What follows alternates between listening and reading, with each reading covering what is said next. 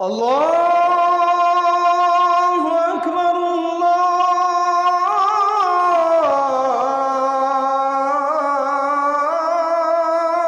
আকবার। রাসূলুল্লাহ সাল্লাল্লাহু আলাইহি সাল্লাম একবার শুধু মশওয়ারা করতে চাইছে, আজান মানে কেমনে ডাকলে ভালো হয় নামাজের জন্য।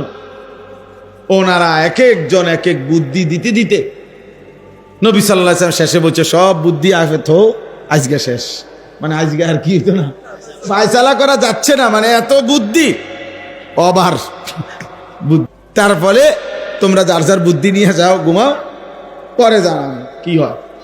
আল্লাহ তাআলা ওই রাত্রিতেই আল্লাহ যেন বলতেছে, ইয়া রাসূলুল্লাহ, বন্ধু বুদ্ধি বেশি হয়ে গেছে, কালকে পর্যন্ত রাখলে এই বুদ্ধি মানে এগুলা পরে সামালে দেওয়া যেত না। এই জন্য তাৎক্ষণিক আল্লাহ তাআলা ওই রাত্রিতেই ফেরেশতা দুইজন পাঠিয়ে সাহাবায়ে কেরামের কলিজায় স্বপ্নের মাধ্যমে আজান শিখায় দিয়েছে।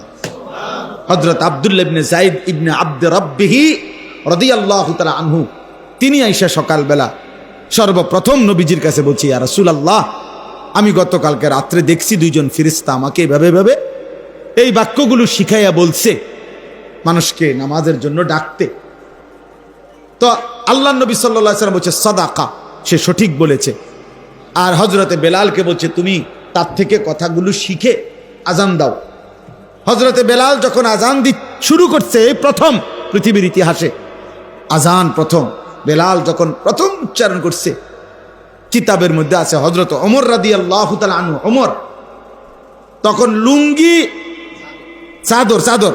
চাদর গায়ে দিয়া অর্ধেক দিছে, অর্ধেক হেসরাইয়া দিছে, দৌড় নবীজির কাছে, মানে চাদরটাও ঠিক মতো কি করে নাই, দৌড়াইয়া এসে বলছে, আল্লাহর কসম নবী, এই হুবহু স্বপ্ন তো আমিও দেখছিলাম, এই বাক্যগুলো আমি দেখছি, আমি তো মনে করছিলাম আমি আইসা আগে বলমু, হায় পারলাম না, ও তো আগে কইলেছে আইসা, বুঝছেন না, জীবনের তরে আমি 2 নম্বর হয়ে গেলাম, 1 নম্বর কি হতে পারলাম না।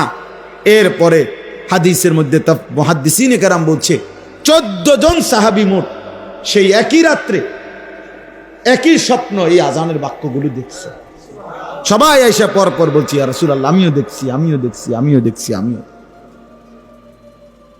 তো আল্লাহ তাআলা আমাদের জন্য নির্ধারণ করে দিয়েছেন সব, কোনো কিছু আমাদের মশওয়ারার উপরে ছেড়ে দেন নাই।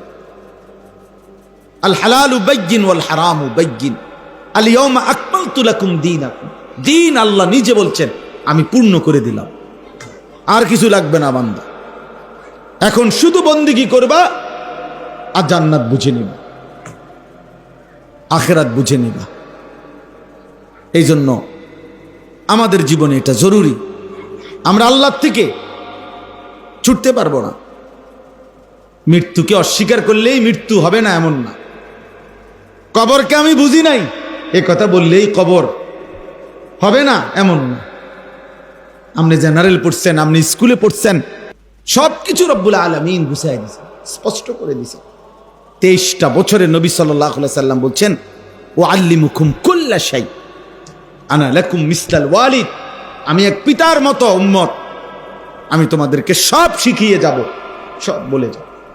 একটা নখ কোন দিক থেকে কাটবে বলে গেছে, 1 গ্লাস পানি পান করতে কয় নিঃশ্বাস সেটা বলে গেছে, নিঃশ্বাসটা কি গ্লাসের ভিতরে ফেলবে না বাইরে ফেলবে সেটা বলে গেছে, দেখাই গেছে।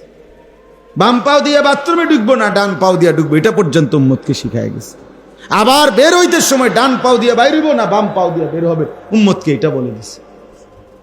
3টা ঢিলা লইব না 4টা ঢিলা লইব, এটা বলে দিছে।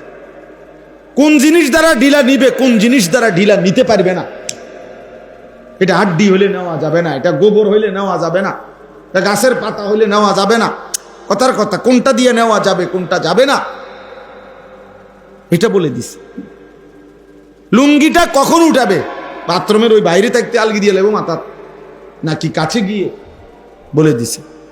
কোন পায়ের উপরে টয়লেটে বসে একটু ভর বেশি দিবে, এটা পর্যন্ত বলে গেছে। হাত্তাল খিরআ, বসার পদ্ধতিও কি বলে দিছে। বাথরুমে বসবে কিভাবে, তাইলে বলেন তিনি আমাদেরকে কি পরিমাণ মেহনত করে, রাত নাই দিন নাই, কষ্ট করে আল্লাহ নবী সাল্লাল্লাহু আলাইহি ওয়াসাল্লাম পুরা দিন বুঝাই দিছে।